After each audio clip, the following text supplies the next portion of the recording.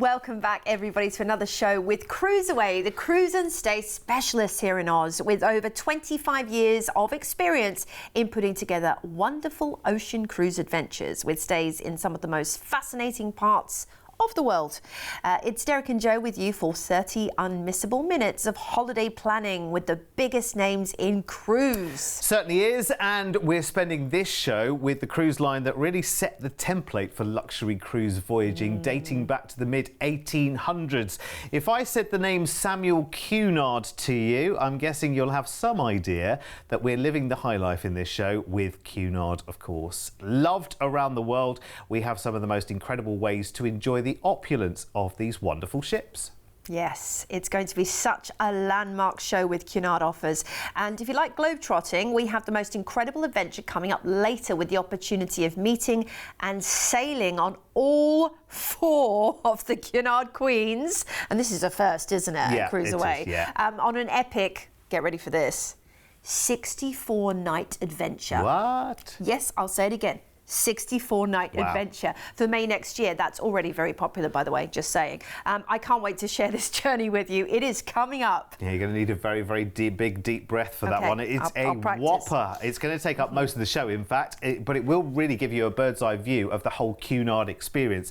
Incidentally, Cunard has just opened up its 2025 seasons for Queen Mary II, Queen Victoria and Queen Anne. So speak to the team about the 180 different sailings that there are around the world. So, to our first adventure, and Queen Elizabeth is right here in Sydney in March, so we couldn't resist the chance to get some places on board as she takes an 18-night voyage to Japan. So let's get straight on board to enjoy her then, shall we? I just love that you're going to have such a rare opportunity to catch Queen Elizabeth when she comes over to Oz. It's really once every couple of years that this happens.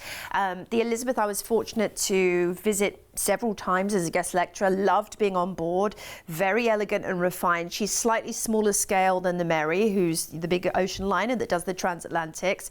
So the beauty of Elizabeth is it's the traditional cruising, like we mentioned, in the finest sense. Whether it comes to enjoying your afternoon tea in whichever way, if you watched a previous show, cream first or jam first, depending on where you like it or how you like it. Well, I'll tell you one thing, Joe, it's champagne third if you want to treat yourself. Oh, you've got to do it, haven't you? Definitely, why not? You absolutely do. And you can be literally enjoying afternoon tea every single day because cruise calories don't count, I've been told. Apparently not. And there's so many different ways you can enjoy. My waist says different, but you know. But no, it's all negligible when you're at sea. Okay. Yeah, exactly. They're invisible. Oh, look at this. Some Pan Asian to enjoy. You have incredible steaks on board. You have your specialty dining for a small additional fee. And you think some of the best quality restaurants back home and what you would pay for a meal for 2, and it's a fraction of that. So we love that opportunity is on the table. When it comes to entertainment, every night there is a different show, whether it be the featured cast taking you through some of their bespoke shows for the vessel, or you'll have a visiting magician, a cappella singer. You know, some of the world's finest, and only the world's finest, are brought on board Queen Elizabeth. So we're cruising out of Sydney, and our first port is fabulous Cairns, of course, up in the amazing Daintree rainforest, and also gateway to the Barrier Reef. The botanical gardens in Cairns are something to be admired, I have to say. And of course, it's that lush tropical beauty. Then we're on to Alatau, and this is Papua New Guinea. You can head to the Top Town Lookout if you want a lovely overview of the island. And then the Cultural Festival is also really interesting if you want to learn about some of the incredible Papua New Guinean history. Then we're on into Rabaul, and this is where you can see the War Museum. There's a big connection there as well, First and Second World War, the barge tunnels and Mount Tavurva. This is still an active volcano. We're into Guam next, and this is an island of intriguing mystery. It's part of the USA, but you can head over to the Latte Stone Park, or you might want to head over as well to see some of the amazing ancient stone pillars while you're there. Nagasaki beckons us next, where you can take a featured excursion here, which would be really interesting. The Shimbara Castle and Samurai Village. Do speak to your shore excursions team on board, your explorations team they're called, and they can help you tailor your trip. Miyazaki's up next. In fact, they do a big talk at the beginning of the cruise to tell you what you'd like, suggestions for booking. Devil's Washboard to see there, and they're known for their amazing Shinto shrines, and I think you'll just be in awe around every corner in Japan. Then we're disembarking in Tokyo. We're going to have 3 nights in a hotel. And we've included a tour here for you, in fact. So whilst you're enjoying your 3 nights in Tokyo, you have a tour to Mount Fuji and a Hakone. And this includes lunch and a bullet train return trip. You'll head to the Iwakudani Valley and also the ropeway in Hakone. And you'll take a pirate ship cruise on Lake Ashinoko. So that sounds really interesting, doesn't it? And I think just the chance of riding the bullet train is going to be something, a once-in-a-lifetime experience. Now, with the rest of your time in Tokyo, you can absolutely do whatever you wish. It may be the most astonishing city on earth, in all honesty, particularly contemporary Tokyo. But that mix of ancient tradition and modern culture is why people flood to Tokyo in their troves. Incredible. And then, of course, after your time in Tokyo, we will then fly you back to Sydney. Yes. And what an incredible holiday this is. I mean, all told, you're talking about 22 nights there. It's not far away at all on this one. So there are a lot of people already booked on it. So I'm going to hop, skip and jump straight to our price tag on this one. It is incredible. And it is that Cunard luxury that so many people aspire to. And having the Queen Elizabeth in Sydney, of course, always a treat to be able to board in Sydney. She really is going to gather a crowd as she sails out. There is your price tag at $4,699. I wouldn't waste no time whatsoever in taking up this rare opportunity. Let's have a look at the details as well to upgrade on board. So if you want to upgrade from inside up to ocean view to balcony, or of course a Cunard suite, oh my word, the ultimate, then all the details are there. You can call us toll free. 1300 408 765 is that telephone number to call right now. And remember, this is not too far away at all, because March rolls around very, very quickly. Honestly, this year, what has happened to it? It has completely and utterly run away with us. Right then, ladies and gentlemen, we told you before in the introduction, the lion's share of this show is taken up with this next incredible offer, and it is the Four Queens Incredible Adventure. It is 64 nights all told, and you will be cruising and voyaging all 4 of the Cunard Queens.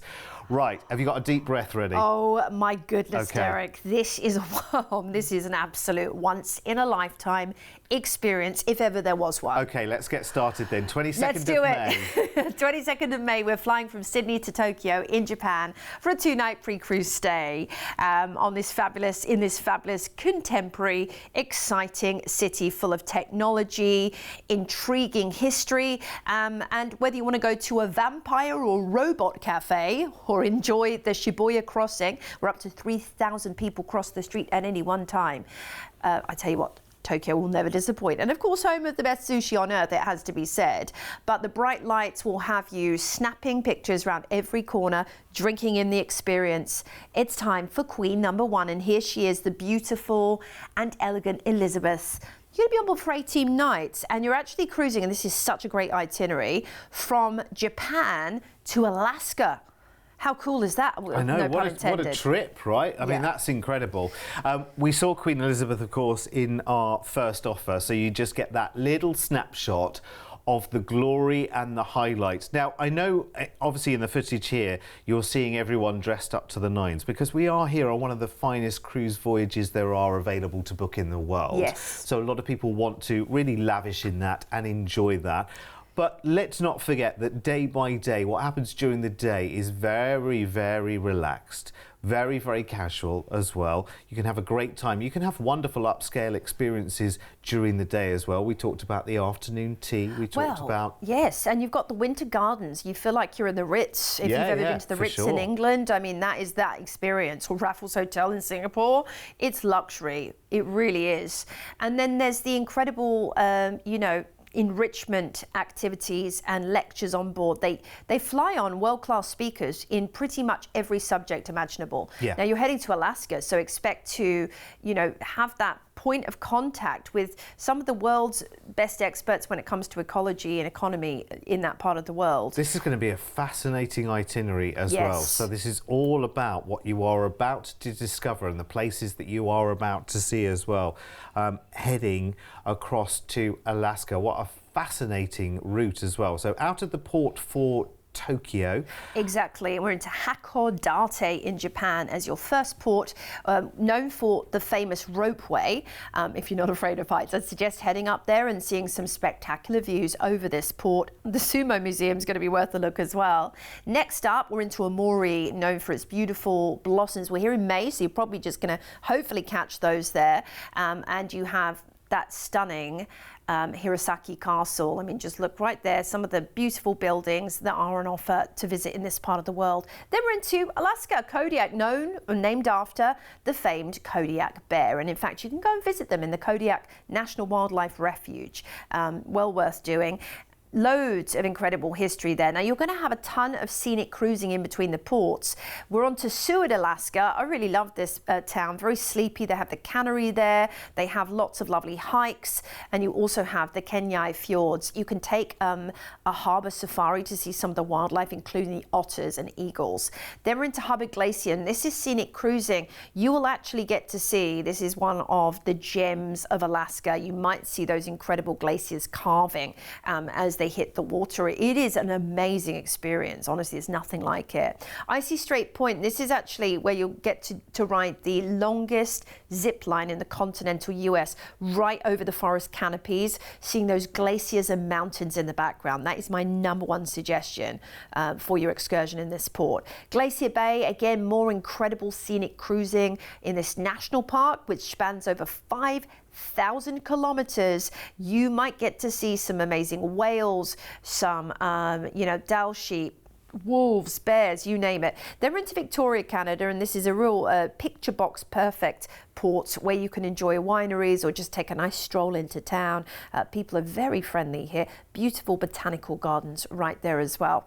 Then we're disembarking in Vancouver, you have a one-night hotel stay before we catch our next vessel. Now, Vancouver is a beautiful indoor-outdoor city. There's Stanley Park. You can bike ride through the park.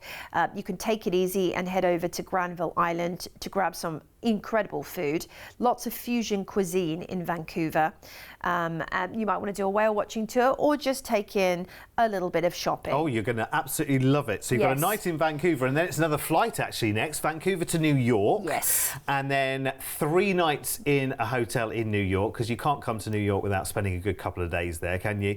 Having a good old explore, going to see all of the famed sites, and actually the more you see New York in films or on television or travelogues or whatever it might be, the more fascinating it becomes. There are the obvious suspects that you'll want to go and visit. For me, I want to do a complete wander all the way through Central Park. I just want to listen to the sounds as that happens. It's one of the best ways of seeing New York, Derek, is to stroll from district to district and perhaps the 4 boroughs, use the subway.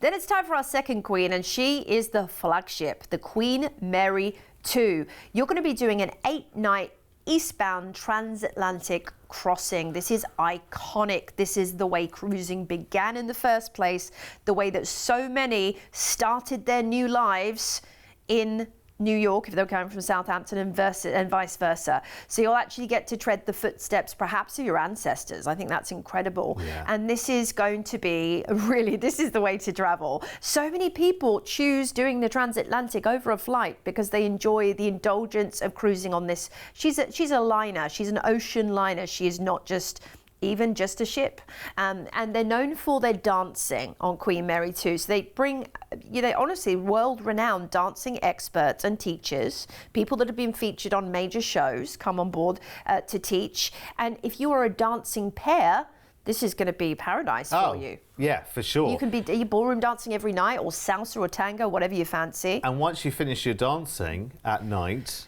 then you can be stargazing as well, because of course Queen Mary 2 has the planetarium. Yes, it does. On board. Yeah, it has the planetarium. It's a very rare thing to find on a cruise ship. I think that might be one of the only ones, actually. It's the only one, I think, as far as I know. How cool is that? They do fencing on board as well. I love all these traditional British elements.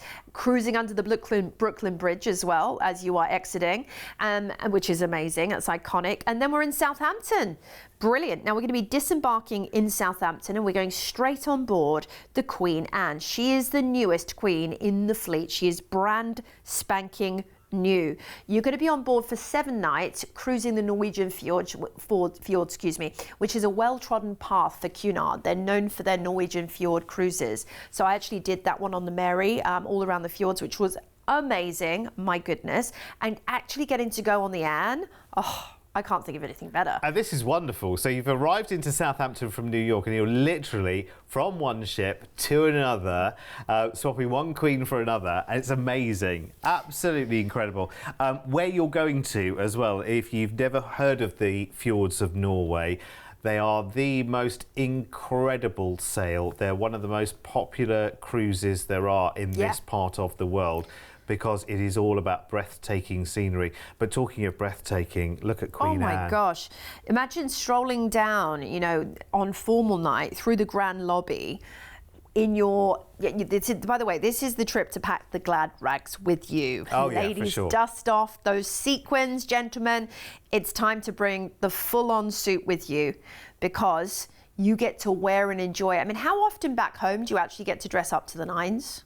It's very rare, isn't it? Not that often, is it? So I love the fact that you can bring those fancy dresses out of the wardrobe and just give them a right going over, because you can have the most amazing experience dressing up, getting to know people from all over the world and experiencing the brand new vibrant spaces that have been created for this exceptional vessel.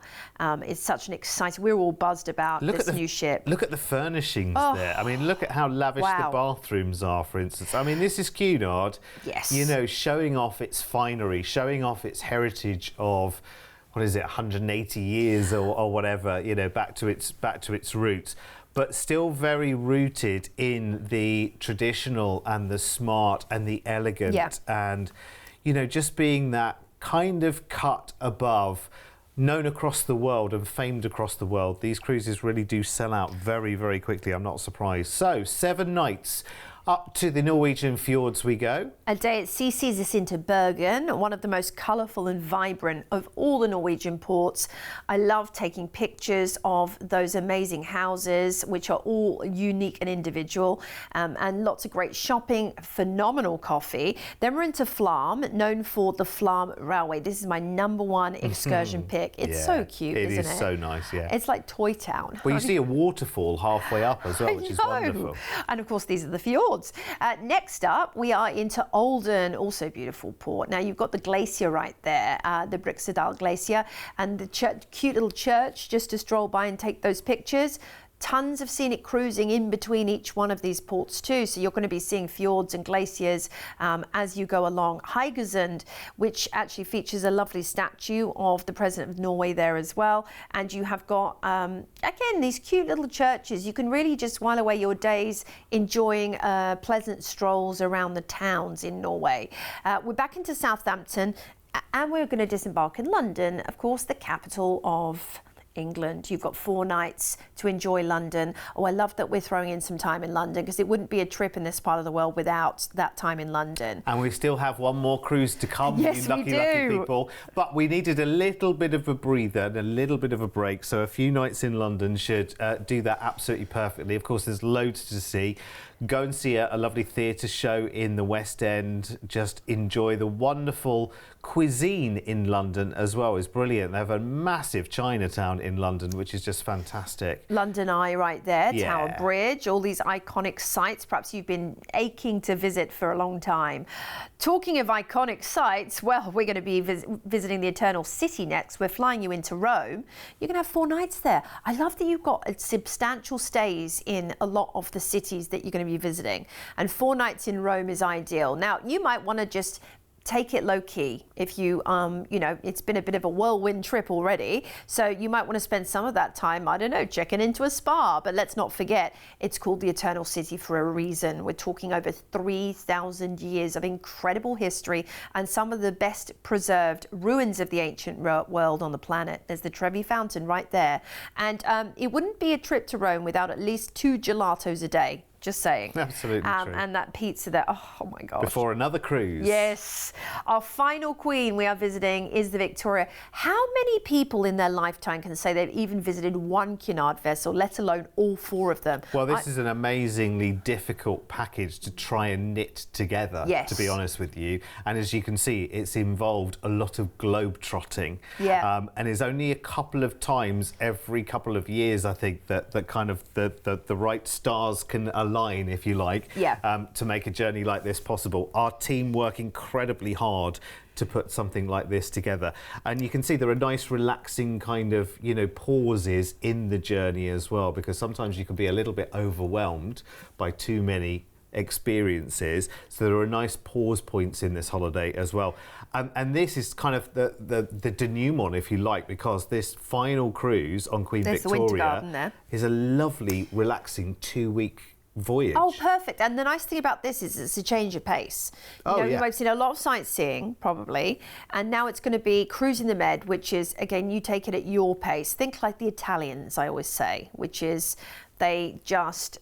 Yeah, what's Italian long for lunches, domani. Yeah, absolutely. Yeah, so you could just be relaxing and enjoying the trip. And Livorno is our first port for incredible Cinque Terre, which are the 5 neighbouring villages. Take a stroll downtown and make sure you get that selfie at the Leaning Tower of Pisa. Oh, it's got to be done. Otherwise, everyone back home will be like, where's your selfie of Pisa? You've got to do it. Next up, it's Toulon, and that is your place to visit, well, not only incredible art and architecture, but that whole beautiful French feel. Maybe you've been desperate to go to a French bakery. Well, here's your chance. I tell you, it won't disappoint. Palma de Mallorca is next, and this is really quite a beautiful Balearic island in Spain, off the coast of Spain. Whether it's just strolling downtown or grabbing a cocktail on the ocean front, this will be one memorable experience. Valencia is Spain's 3rd city, known for its Cuatro Serranos, which are the 4 towers which mark the entry point to the old city, and the incredible La Oceanographique, which is an amazing, imposing architectural structure. Then we're on into Barcelona, which is the capital of Catalonia. You have El Born, which is the Gothic quarter, where you see an incredible Gothic cathedral, and then there's the Sagrada Familia Cathedral, as well as a beautiful beach.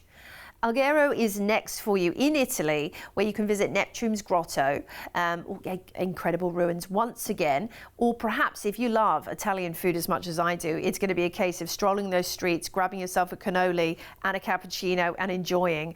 Ajaccio in Corsica is your next port of call, which is known for its incredible wine. So a trip to the winery would be a recommendation if you do enjoy your wines. Do speak to the team on board. They'll have recommendations for all the excursions.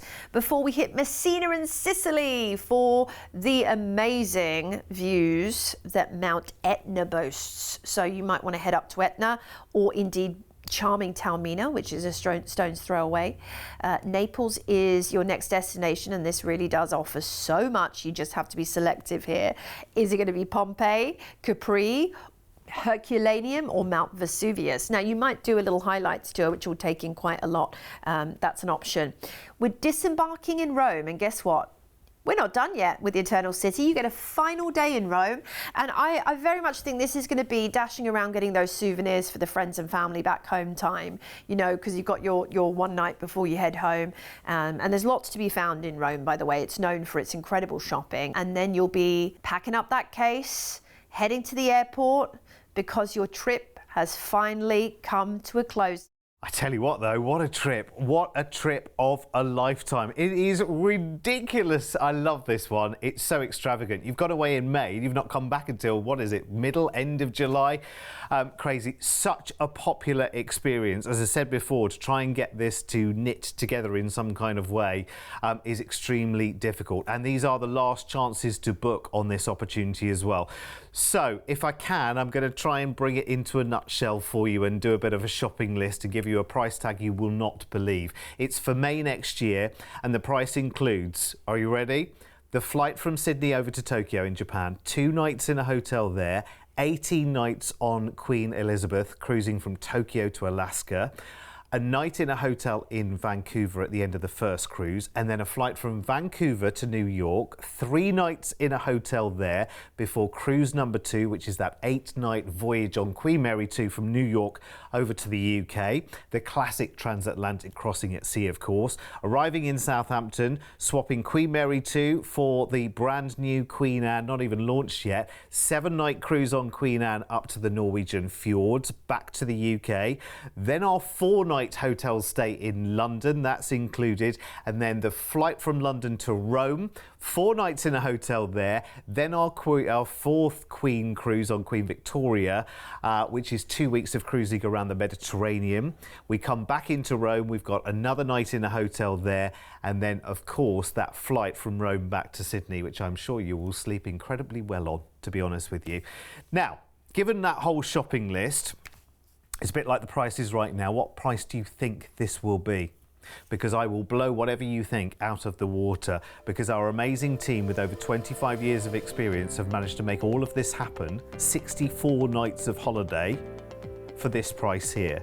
I mean, I will never, if I live to be 122, understand and comprehend how we can do this price tag, but remember, it is limited places now as well.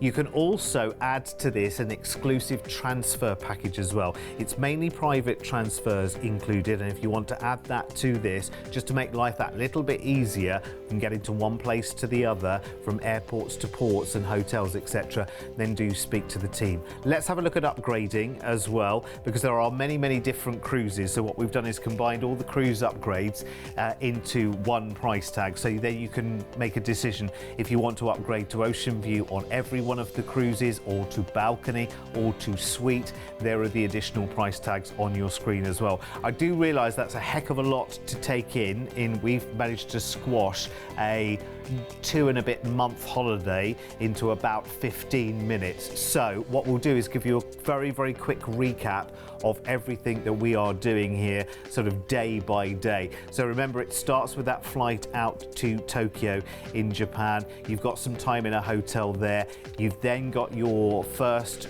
wonderful cruise on Queen Elizabeth, which is taking you through from Japan through to Alaska. Then we have some time in Vancouver, fly from Vancouver to New York, a hotel stay there. Then the Queen Mary 2 sailing over from New York to England.